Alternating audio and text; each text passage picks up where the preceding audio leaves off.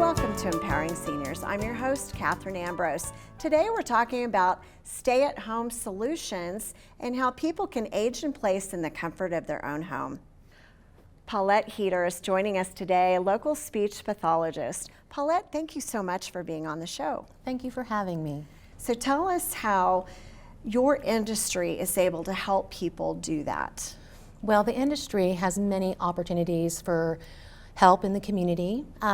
You can talk about home care, home health agencies, outpatient clinics, and we also now have what we call a mobile outpatient clinic. It's a wonderful way to get your services provided in your home, and those services typically are covered by your insurance company.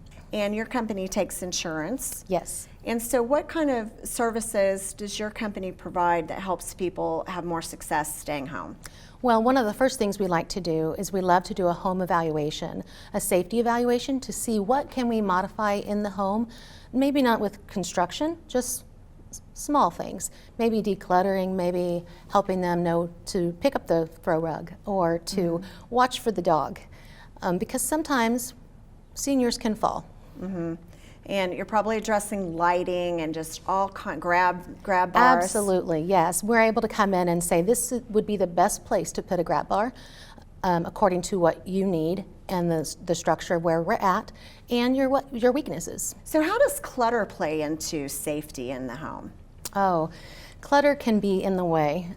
Sometimes when our home is very cluttered, it's disorganizing. It can increase anxiety. It can increase depression. It can probably make it difficult to physically maneuver. Absolutely. Especially with caregivers needing to provide assistance. Absolutely. And as they get older, it's harder for them to declutter. I think sometimes people have an unrealistic expectation that I'm going to get this done, but maybe it's kind of past the time and people need help. Yes, and they don't like to ask for help. A lot of seniors feel, I've been on my own this long, I don't need someone else's help. And so you're a speech pathologist, but your business encompasses different types of therapy. So tell us a little bit about what that looks like. Sure. We have physical therapy, occupational therapy, and speech therapy. Something I think that some people don't know is that a speech language pathologist is more than just lip service. We're not working just on their voice or their communication. We're also working on their ability to think, their ability to sequence, executive functioning, which is very important for problem solving and reasoning. And there have been studies that show that one of the biggest reasons someone cannot live alone is because of a cognitive decline. So executive functioning, what does that mean? Executive functioning is the process of being able to make a quick decision based on whether it's safe or unsafe, and it co-aligns with reasoning and problem solving.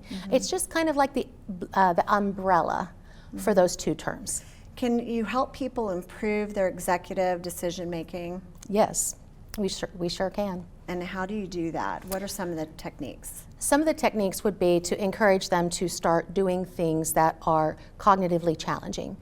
For example, maybe they need to learn a new card game or learn a new language, and those are kind of hard to do, but sometimes we could just do something small.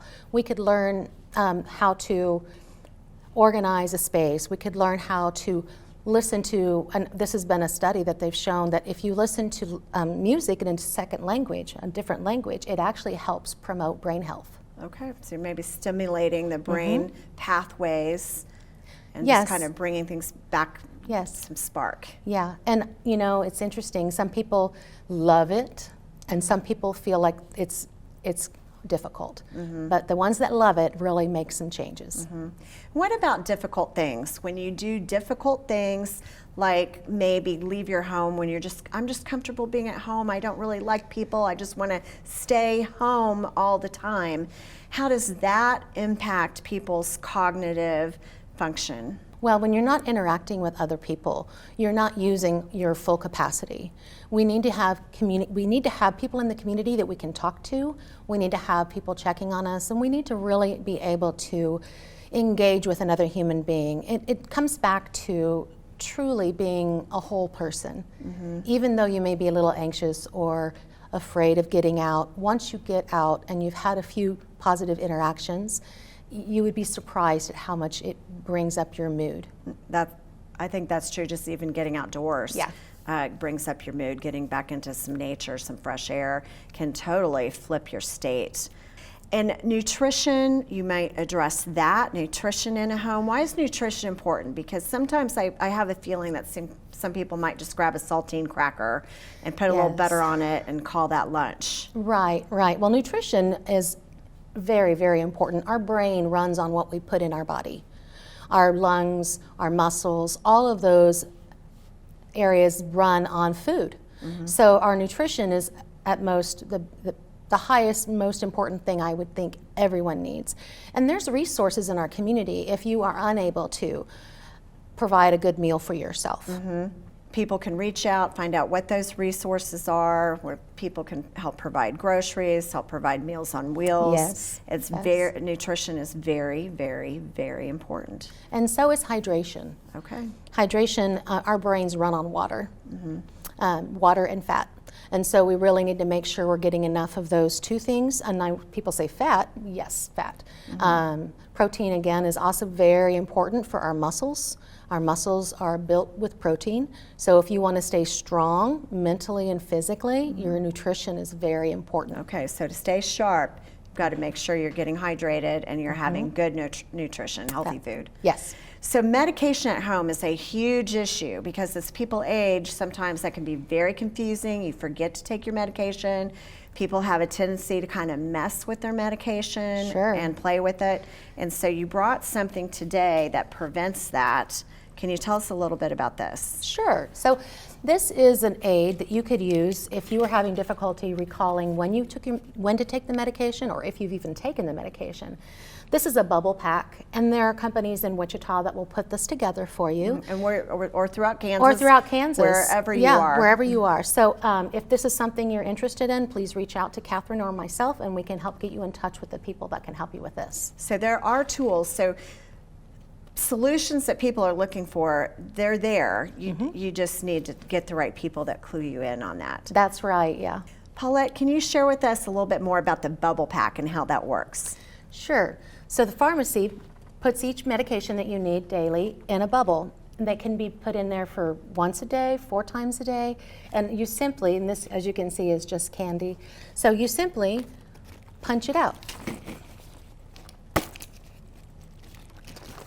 And now you know that you've had your medication, you've taken it, and when you come back to it, you'll know that has been taken care of. You have properly taken your medication and on time. That is super cool. We haven't seen that on the show before, so thank you so much for bringing the little show and tell item for us. So you also can provide occupational therapists and physical therapists in the home, and today you've brought a physical therapist, Dr. Christina Ashbrook, so let's meet with her next. Dr. Ashbrook, thank you so much for joining us today. Thank you for having me. Now, what kind of doctor are you? I have a clinical doctorate in physical therapy, and primarily what I see and treat in the clinic and in people's homes are adults with neurological diagnoses and then just an older adult population as well. And so how is it, Christina, that you help people in their home? One of the things that we do is a home evaluation, a home safety evaluation, and really assessing how people are doing getting around in their home and their safety in the home. So it could be, where do grab bars go? How are things going in the bathroom as far as maneuvering in and out of those really deep tub showers sometimes are hard to do. But also things like, how is it getting into the garage? How are driving? So fall assessment, I would like to see someone before a fall happens and try to prevent a fall from happening. So that's part of what I do as far as home evaluation. I'm also able to see people in their workshops, in their home settings, maybe at the gym, being a mobile outpatient therapist. I can see people where they need me, which is really wonderful to have, and I can meet the need where the need is at. Fall prevention is so important. Like you said, you want to meet with them before they fall, because a fall can really change everything sometimes. The thing about falls is I want to see someone before they fall. So the first time that someone notices a change, that's the ideal time to see an occupational therapist, a physical therapist. That's when they need the help, because preventing a fall the recovery is much quicker than after a fall. Now, that being said, if someone has had a fall, come in, or let me come to you. That way we can work on strategies to prevent another fall from happening and just increase your safety overall. Because sometimes when people fall the first time, there's more falls to come, unless maybe you can learn some ways to adapt and hopefully prevent that from happening. Exactly. And sometimes maybe it's a strength component.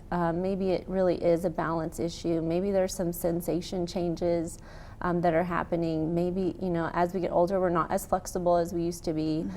So there are some strategies and things that we can work on to improve it. It is not normal for an older adult to fall. That is a myth, and it's not okay. And so there are a lot of things that a therapist can help guide you through to make you safer on your feet. In addition to falls, what are some of the other things that you do to help people physically manage so they can stay in the environment that they wish? Sometimes it is, they make couches a lot lower these days and they make beds a lot higher. Sometimes it is maybe making a modification or just simply teaching someone the techniques that are easier to get up and down from their couch or recliner, or how to get into those really tall beds. Okay. It could be something as simple as, I noticed that you're shuffling your feet a little bit more. Here are some things that you can do to improve to where you don't need to shuffle. Figuring out, why is the shuffling happening? Is it because of a sensation change? Is it because of a weakness? Is it because of an inner ear disruption? So there's things that there's assessment tools we use to look at and see what is causing that.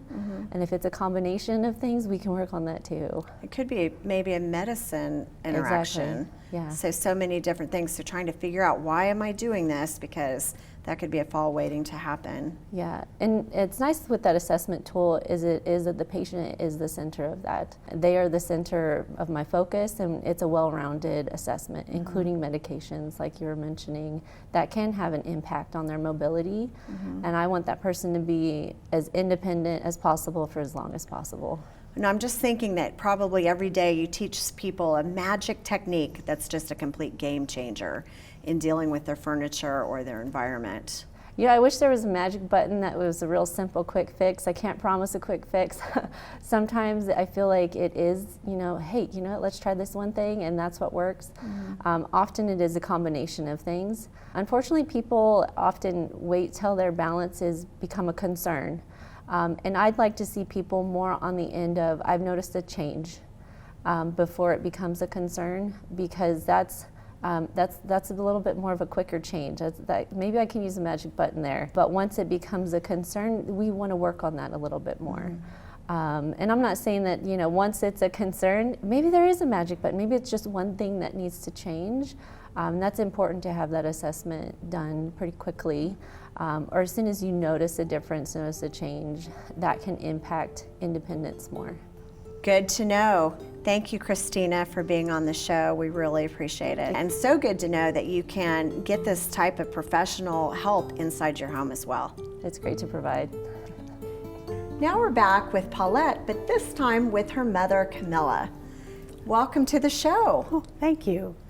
So what have you learned about your daughter and how her industry helps people function better? When I started retired, I was going fine until I started to fall all the time. And I started having other health problems, and she's my, would say for the medical field for me, and I knew she was starting this, and I thought that's a good place to start. And I knew that she could help me, especially when she said I didn't have to go anywhere except home and be comfortable. And I did my exercises actually on the bed when I really needed it. And I, for example, I realized I had some blood clots in my leg, and she knew who to call to work on different areas of where my legs were swelling and to release some of the pressure. And I have another lady that we walk a lot. We walk for, well, I have to walk because my little dog likes to walk. And she's a motivator, and I still have trouble with balance, but that's just part that I do have problems with that, and that's one. She comes one time a week to maintain, and I try to walk in between times, especially when the weather is so great. Mm-hmm. So, Paulette has been really very helpful because of her knowledge and the people that she knows that can help me, and the fact that I know somebody that can help me, and it'll be my fault if I don't take advantage of that. Mm-hmm. And I realize that home is the best place for me to be, because I can do all my crafts, and I can do sewing, I can work on my phone, get all my patterns from the just on the web on my phone. Uh-huh. So, well, very good. And so that's having physical therapy and other services at home is enabling you to enjoy that. yes. And interesting that your dog is a motivator too, to get up and get out there. So Paulette, I love that she reached out to you, because sometimes when people are working in the senior industry, sometimes family doesn't always reach out. So thank goodness your mother did. And so what type of improvement or sustainability has she experienced by being a good student or a good patient? Well, I can tell you that my mother in the beginning was a little bit resistant to the services, not in a bad way. Mm-hmm. But we would work with her. We worked with her, and then we worked like twice a week for a good 12 weeks. She would meet her goals, and then she wouldn't follow through with the home exercise program. Mm-hmm. So we came back in and did it again. And this time we said, we're going to go ahead and see you once a week, because then we can maintain this. Mm-hmm. And that's what we've been doing. And wow, the change is phenomenal. May I say how old you are? Sure. My mother is 87. She'll be 88 in just 2 months, 88 years old. And she is able to drive still. She is still going to the grocery store on her own. Mm-hmm. And she is able to live in her home and take care of herself by showering and everything independently. Mm-hmm. Very good. So I noticed you came in with a cane. And how long have you been using a cane? And have you learned a lot through that process? You know, I have forgotten how long I used a cane, but I had it for a long time before I used it. Mm-hmm. I bought a cane when I went on a trip and twisted my knee, so I thought I might need that cane. So I put it away. And then when I had problems, I still didn't use it that much, but then I found out I knew how to use it. You know, you use it on the leg that is hurting the worst for that day. Mm-hmm. But then later on, I have a walker that I use in the house, and sometimes I walk alone, depends on how I'm feeling that day. And then I have a walker outside also. Mm-hmm. And so I have 2 walkers and a cane. But when I go to the grocery store, I take my cane, because you can't use your walker and push the cart too. Mm-hmm. So it works out fine, and I'm still be able to use my cane to get to the car. Mm-hmm. And you mentioned knowing which hand to put it in, because Paulette, I see a lot of times seniors will just buy a cane from anywhere and just start using it, maybe without any training or having a professional size them. Why is that important? Well, everybody is different, and so it's very important to have this cane that's the right height and used properly. When it's used improperly, it can actually be a hazard. So it could be a hazard, it might aggravate a condition, maybe just by holding it in the wrong hand. Yes. And so you need someone to evaluate you so you know which hand you're supposed to hold it in. That is correct, and how to use it accurately. Yeah. But the cane has enabled you to keep walking your dog and to do a lot of the things that you enjoy doing. well, see, I don't use the cane when I walk. I use my stroller.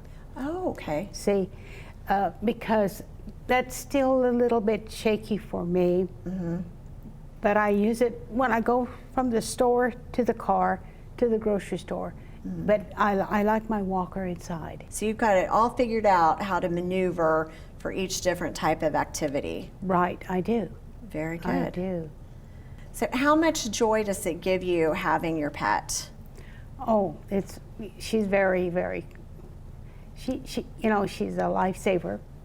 And she lets me know it's time to walk. Mm-hmm. Of course, when it's too cold, I don't do it. We walk and get the mail. that's not too far. And then we walk, I want to say, from 13th to where I live to 13th Street and back. And I walked even further one time, and this lady says, "How come you walked that far?" And I said, "Well, I felt good, so I did it." Very good. And so I know that walking, I enjoy it a lot more with her. So not everyone has a daughter that can help them with these services, but if they will reach out, or maybe a daughter might help them reach out to the right person, it can make a big difference. So what have you seen in your mother that has made a difference in her life? Well, I think what's really evident is she's showing that you can still do all the things you love if you have the right tools in place. That's the important piece. So she can keep her little dog if she knows how to use her rolling walker. And she can take the dog for a walk if she's willing to use the rolling walker. And there's sometimes people, especially seniors, and even myself, I don't like those modifications as well. However, when we look at a device as a way to be independent instead of dependent, we can change our mindset and we can get our independence back. That's fantastic. Well, thank you both for sharing your story and for being on the show. Thank you, Katherine, for having us. My pleasure. Yes, yeah. And thank you for watching. If you have questions about any of the topics that we cover, or you want to know about how to age in place safely, please reach out to us at 316-686-4500 or email us at empoweringseniors@kpts.org. I'm Katherine Ambrose, and I'll see you next time on Empowering Seniors.